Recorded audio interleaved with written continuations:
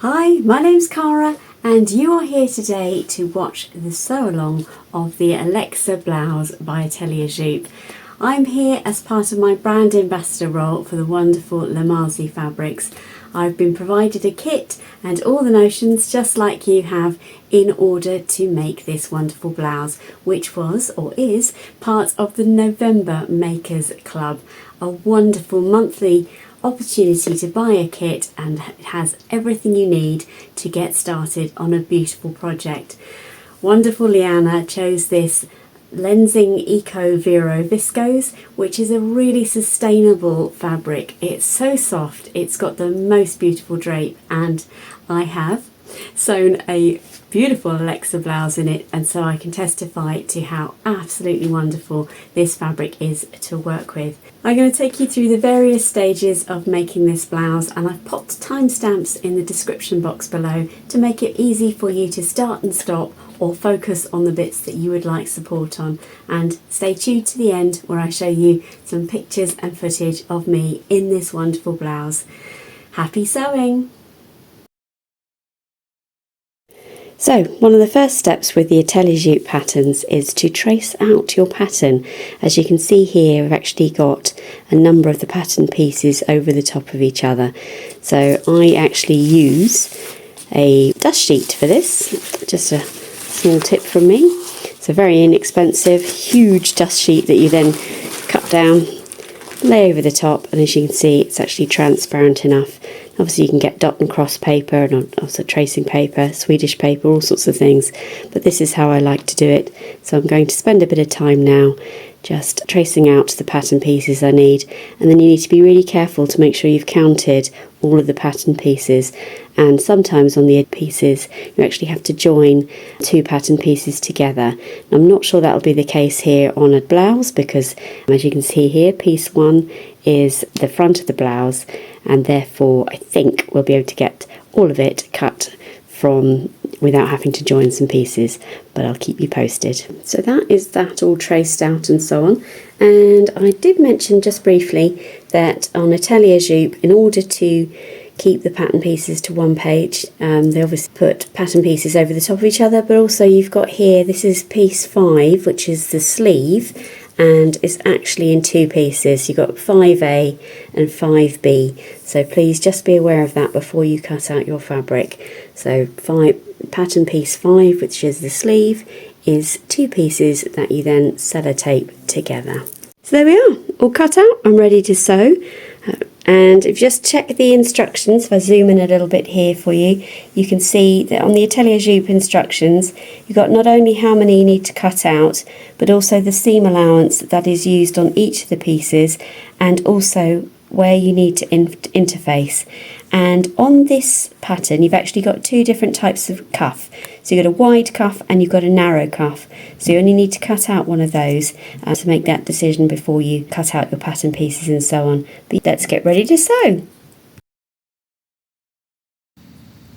So the first role is to create the button placket, and we do this having interfaced the section of the button placket there, as you can see in the footage, and I'm just using a heat ruler here to help me be really accurate with the 1 centimetre, which is the first fold we need to make when creating the button placket.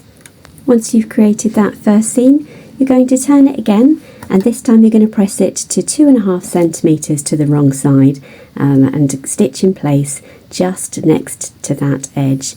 So you can see there, just being really accurate in creating a 2.5 centimetre fold. Just take your time here, potentially increase your stitch length to maybe a 3, and create a really nice straight line that will define your button placket. Just take your time, easing through the machine and keeping a lovely straight line. You'll repeat the process for creating the button placket on both sides of your blouse, and here we are, there's a finished article, both stitched and ready to go.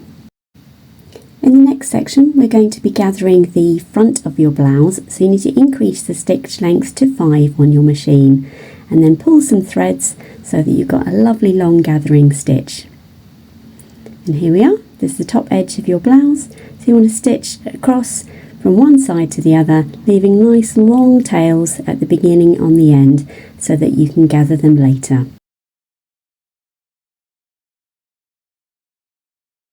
You'll need to sew 2 gathering stitches, one at 1.5 centimetres from the edge and the second at around 1 centimetre.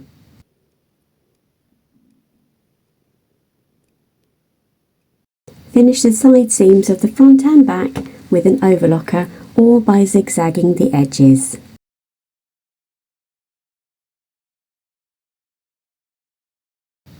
I'm just taking a moment here to show you the notches on your back piece when we are creating the pleats. There are 6 notches here, and these create a total of 3 pleats on one side and then 3 pleats on the other, so 6 in total. So just take your time when you are working with your pattern piece to define where these notches are and make sure you've got them accurately defined. Make the pleats in the back. Start at the left side of the back and work on the right side of the fabric. So place 2 markings of each pleat, right sides together, and pin in place. And you're pleating towards the right side seam. Stitch the pleats in place 1 centimetre from the top and leave the pins in so they stay neatly in place. So you can see me here just taking my time to work through the pleats, layering one on top of the other and then placing pins to keep them nice and secure.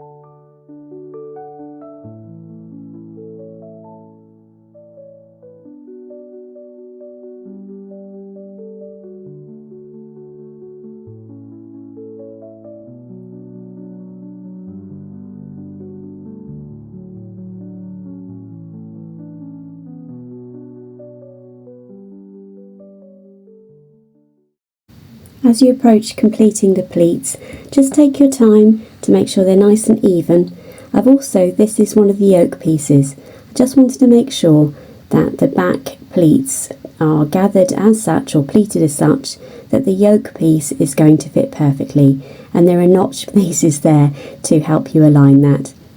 And then sew with the 1 centimetre, and you just take your time here and just slowly take the pins out as you go so that they stay nice and accurate.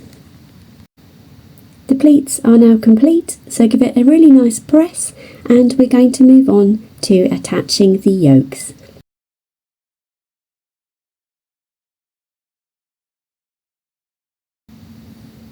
There are 2 yoke pieces in the Alexa pattern.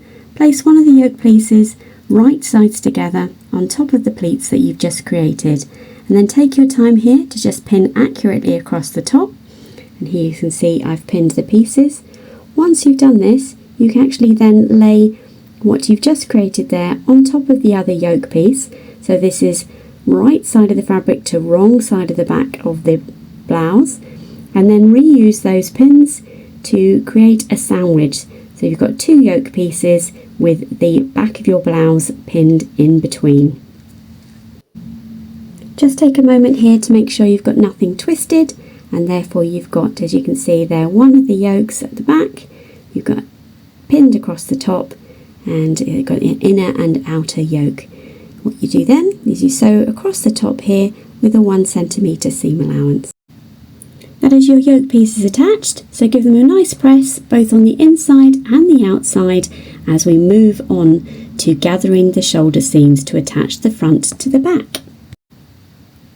Take your time here, just pull on the threads to create the lovely gathers that will attach to the yoke that you have just created.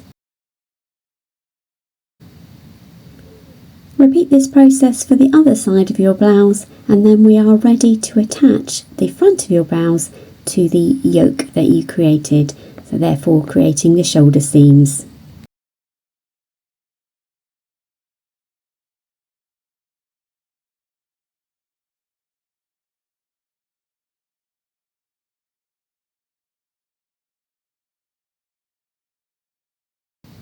We're going to be using the burrito method for this next section, and so you need to roll your front of the blouse up towards the middle, and you need to roll the back up towards the middle.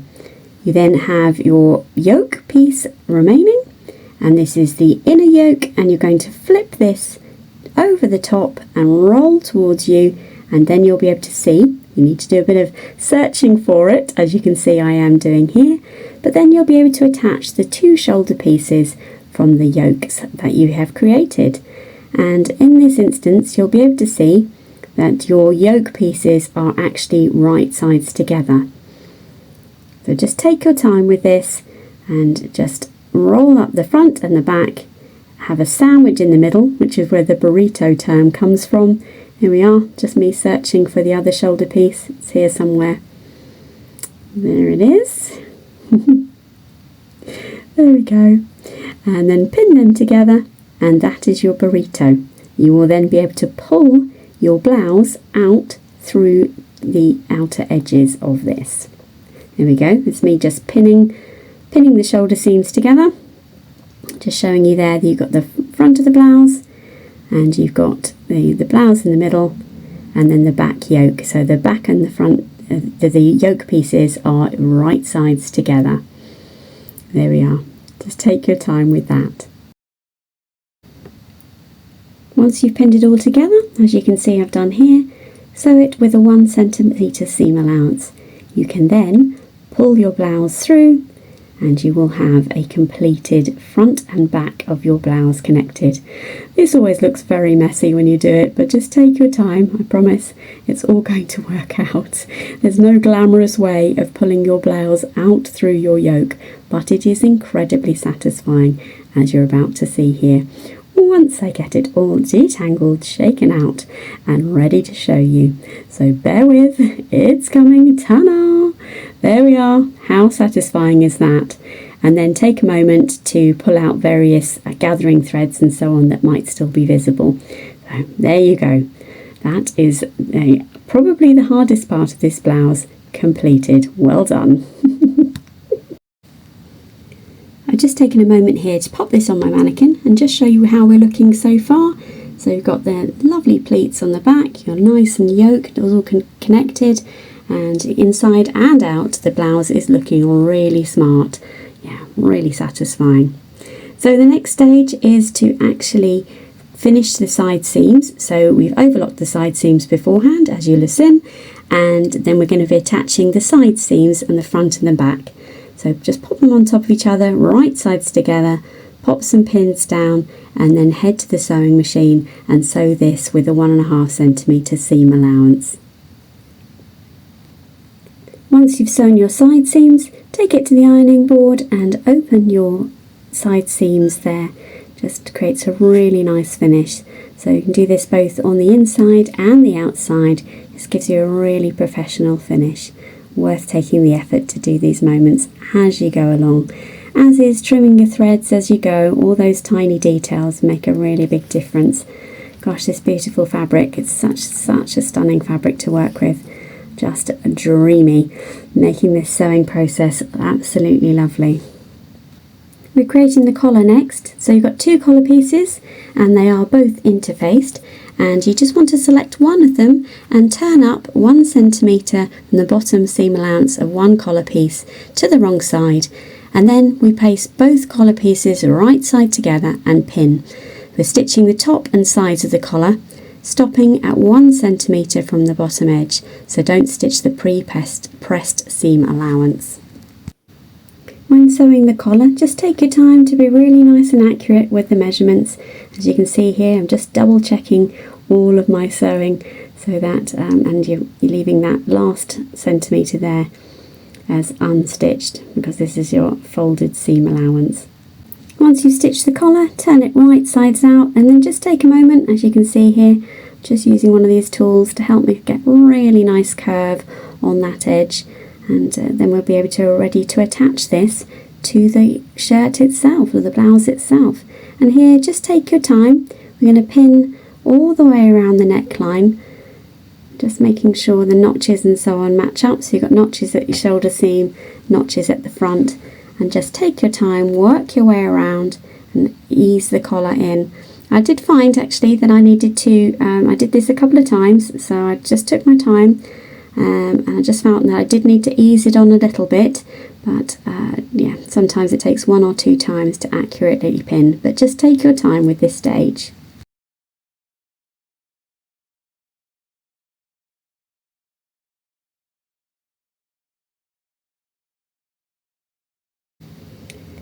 Once your collar is attached to your neckline, take a moment to trim the seam allowances and snip into the curves just to ensure for a really smooth installation.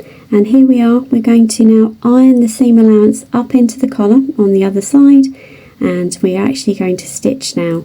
So here you can see I'm going to move that, push that seam allowance up under the collar, and I have actually elected to slip stitch this seam in place. Now in the instructions it is recommended that you sew from the other side, so you would stitch in the ditch from the other side of the collar, but in this instance I decided to pin, as you can see here, nice and accurately, so that it's a really smooth installation, no puckers, no folds being created on the outside of the collar or the inside.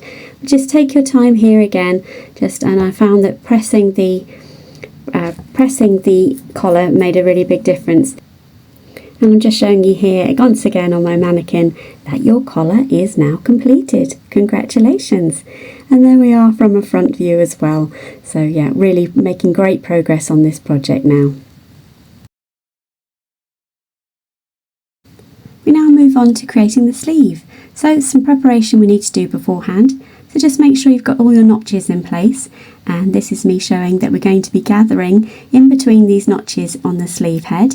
So on your machine, pop it onto the longest stitch length. On my machine that happens to be a 5, and then we'll be gathering the stitches there. So you're going to be doing one row at 1.5 centimeters and another at 1 centimeter, following the instruction details there, and then just gather a nice gathered head there. And we're also going to be gathering along the bottom of the sleeve as well, and it's the same principle. So a nice long stitch length and 2 rows of gathering stitches, 1.5 centimeters from the edge and 1 centimeter from the edge. At this stage, pop your sleeve right sides together so that the edges are aligned. We have overlocked the edges on a previous occasion. Pop some pins in, and then you're going to sew this with a 1.5 centimeter seam allowance.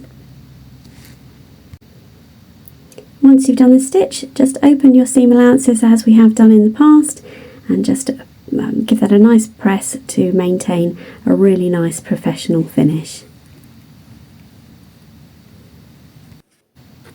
At this stage you're going to gather both the sleeve head and the cuff, and in hindsight the sleeve head requires very little gathering, but the cuff itself, in my experience, requires quite a lot of gathering, and you're going to repeat this for the other sleeve, so you end up with 2 sleeves ready to be inserted into your blouse.